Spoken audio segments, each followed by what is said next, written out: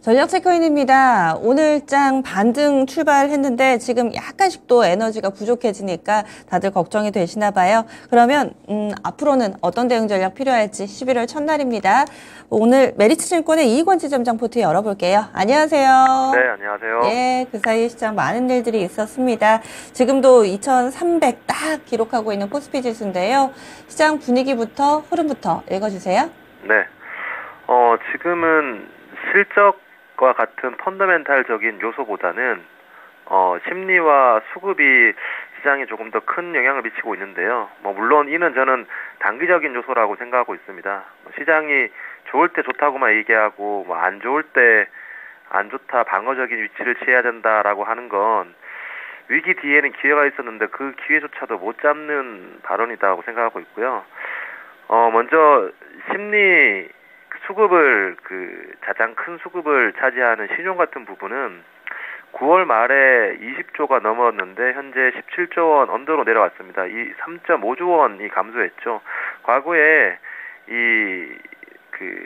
상승기 때도 과매수권에서 오버슈팅 나오는 것처럼 이 과매도 구간에서 언더슈팅 나오는 것들은 레버리지에 의한 수급 추례가 많았습니다. 때문에 과거에도 이 단기적인 하락이 3.5조 원 추례되었을 때, 3에서 3.5조 원 추례했을 때 시장은 수급적 바닥을 이뤘기 때문에 저는 여기서 더 가파른 하락은 제한적이다라고 보고 있고요. 또한 공포지수 또한 지금 공포 국면을 가리키고 있습니다. 여기에서 공포에서 사는 사람들이 많이 나타나고 있는데요. 미국 전 시장 같은 경우에도 시장에 영향을 준 이슈죠. 미국 2년물 국채를 다수 베팅하겠다라고 밝히면서 특정 주체가 밝히면서 그럼 이제 미국 국채를 산다는 건 미국 국채가 올라간다는 것이고 반대로 금리가 빠진 것에 베팅한다는 의미인데 만약 저에게 여기서 금리 상승에 베팅할 것이냐 금리 하락에 베팅할 것이냐라고 물어본다면 저는 금리 하락에 베팅을 한다라고 생각합니다. 왜냐하면 지금 어제도 뉴스가 나왔었죠. 소주값이 7,000원까지 인상이 되고 있습니다. 그리고 항상 1,000원이었던 공깃밥이 2,000원이 오르고 있고요. 이는 분명 물가가 수요를 건드리는 요소가 될 수밖에 없습니다. 물가가 올라갔기 때문에 수요가 점점 축소가 되는 거죠. 제가 개인적으로 느끼는 부분은 과거의 대리운전비 같은 경우에도 수요 축소에 의해서 급격하게 내려가고 있는 현상을 보이는데 이는 수요가 내려가고 경기가 내려간다면 물가가 내려가게 되는데 물가가 내려가게 되면 여기서 금리 인상에 대해서 더 베팅할 필요는 없는 상황입니다. 그렇기 때문에 지금 주식을 비운다 또는 방어적으로 취한다라고 하는 건 금리 상방에 베팅하는 것과 마찬가지인데 저는 실리는 제한적이라고 보고 있고요. 코로나 이후에도 그랬고 올해 상반기 때도 그랬고 위기 이후에는 굉장히 기회가 왔습니다. 그리고 제가 주식을 15년 이상 운영해 보면서 정말 200%, 300% 이상 수익을 거두신 분들의 계좌를 보면 전부 다 위기 때 저점에서 잘 매수하고 홀딩하신 분들이거든요. 때문에 지금 구간에서 저는 보수적으로 운영하기보단 여기선 물리더라도 사는 게 맞다라고 생각합니다. 그러면 운용 전략 보겠습니다. 앞서 연결했을 당시에 약간 주식 비중을 줄여가지고 지금 현금이 25% 있는 포트폴리오입니다. 주식 75%고요. 운용 전략 그대로 가져가세요. 네.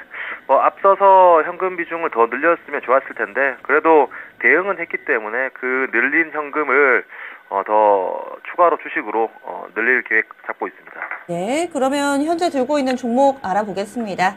종목의 변화는 없고요. 앞서서 약간 종목 비중 조절만 좀 있었습니다. 그래서 가장 높은 비중을 차지하고 하고 있는 종목 20%씩 세 종목 있습니다. SKC, SK하이닉스, 메리츠금융지주 있고요. 오스코텍은 15%로 전체적으로 주식 비중 75%입니다. 어떤 종목부터 살펴볼까요? 네.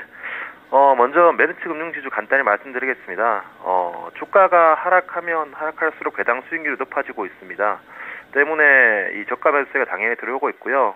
어제도 4만주, 오늘도 4만주, 자사주를 계속해서 매입하고 있습니다. 이는 시장이 불안할수록 주가의 안전판 역할을 하게 되고요.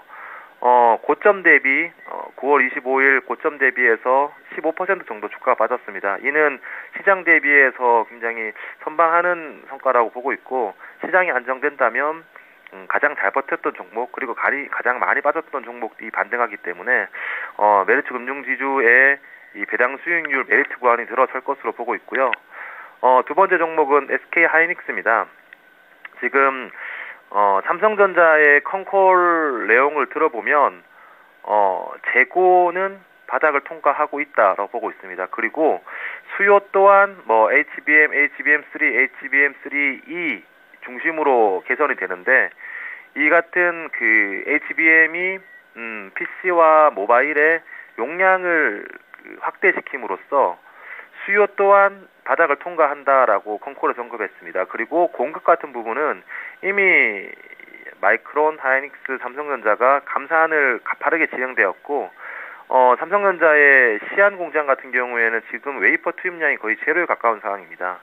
수요는 바닥을 통과하고 있고 감산은 지속하고 있는 상황이기 때문에 이 레거시 제품의 반등을 충분히 기대해 볼 수 있는 상황이고요. 때문에 내년 실적 추정치가 상향 조정되고 있습니다. 그리고 내후년 실적 추정치 또한 하이닉스 같은 경우에 15조 원의 컨센서스 형성되어 있는데, 이 15조 원 또한 높아질 가능성이 많습니다. 때문에 하이닉스를 시장이 반등했을 때는 함께 반등할 그런 종목이라고 보고 있고요. 다음 종목은 오스코텍입니다. 렉라자 단독요법 PFS가 18.5개월 이미 발표가 된 상황입니다. 만약 시장이 이런 굉장히 하락이 심한 심리적으로 불안한 시장만 아니었다면, 저는 이 같은 수치를 발표했다면 세론던 뉴스가 아니라 오히려 저는 상승했을 만한 이슈가 아닌가라고 생각되는데, 최근에 시장 분위기가 호재가 나오면 세론던 뉴스가 나오고 악재가 나오면 저점을 깨고 내려가는 그런 수급적으로 굉장히 취약한 모습 보이고 있는데, 결국 이 렉라자가 단독요법 또는 병용요법이 미국 FDA에 허가를 해서 허가를 득하게 되고, 그리고 얀센이 적극적으로 마케팅에 임하게 된다면 숫자가 지키는데 그 주가는 바닥을 잡을 걸로 보고 있고, 타 바이오 섹터는 저점을 깨고 내려가는 종목들, 신저가 종목들이 많습니다. 하지만 바텀을 지켜주고 있는다라는 것 자체에 의미를 두고 있고, 연말에 식약처 허가 신청을 득하게 된다고 보고 있습니다. 그러면 그 반등을 이용해서 홀딩을 할 것인지 비중을 축소할 것인지에 대해서 고민을 해볼 생각이고요. 마지막으로 SKC 같은 경우에 어제 같은 경우 시장이 급격하게 하락하는데 5% 정도 상승을 보였습니다. 그리고 시장 추정치 대비 컨센을 하회하는 실적을 발표했음에도 불구하고 최근 2차 전지가 신저가 추세에서 다소 아웃퍼폼하는 모습 보이고 있는데, 이 같은 상황은 이미 2차 전지 종목들이 시세를 발할 때 2차 전지 내에서 밸류에이션을 과하게 받지 않은 상황에서 선제적인 조정을 받았기 때문에 이 같은 현상이 발생된다고 보고 있고요. 결국 이 말레이시아 공장이 돌아가는 하반기 내년에는 실적이 하반기에는 바닥을 통과하는 것이고, 본격적으로 내년에 글라스 기판 양산이 가속화되고 있습니다. 그럼 제가 기다렸던 모멘텀들의 시일이 다가오는 상황이기 때문에 SKC는 오히려 비중 확대를 고민하고 있습니다. 그래서 이렇게 들고 계신 종목에 대해서 쭉 설명을 해주셨는데, 그러면은 시장은 일단 좀 많이 빠졌다라는 의견에는 동의하시는 것 같은데, 신규로 종목을 더 사실 건가요? 아니면 현금 비중 25% 일단은 좀 유지하나요? 이번 주 내지 다음 주에 추가할 것에 대해서 고민을 하고 있고요. 결국 FOMC 이후의 금리의 방향성이 중요한데, 여기서 금리의 상방에 베팅하는 주식 포지션을 취할 필요가 있을까에 대해서 저는 반대로 생각하고 있고요. 이게 주가가 오르면 좋아 보이고 주가가 빠지면 나빠 보입니다. 근데 그걸 잘 이용해야지 다음 사이클에서 또 먹을 수 있기 때문에 지금 구간에서는 저는 사봐도 된다. 그리고 주식을 늘려봐도 된다. 어떤 주식일지는 이 상승기가 어느 정도 들어가고 나서 주도주가 밝혀지겠지만, 지금 구간에서는 섹터 종목도 중요하지만 주식 비중 자체에 대한 고민이 더 중요해 보입니다. 그럼 다음 주에 뵙겠습니다. 네, 감사합니다. 예, 이건 시점장 포트폴리오 열어봤고요. 변화는 없었습니다. 그러면 어떻게 구성되어 있는지 보겠습니다. SKC, SK하이닉스, 메리츠금융지주 20% 유지입니다. 이 SKC는 반등 움직임 슬슬 나타나고요. 하이닉스와 메리츠금융지주는 시장 때문에 밀려 내려가긴 했지만 그래도 양호한 움직임 나타내고 있습니다. 오스코텍은 지난번에 비중을 좀 줄여놨죠. 15% 비중 들고 있습니다. 지금까지 다양한 투자 판단에 대한 도움 말씀드렸습니다. 종목의 상승 하락을 보장하지는 않습니다. 9시 구간은 무난하게 흘러갔는데요. 아직까지 안심할 수는 없습니다. 남은 시간도 계속 지켜봐 주시고 전 여기서 인사드리겠습니다. 함께해 주신 여러분 고맙습니다.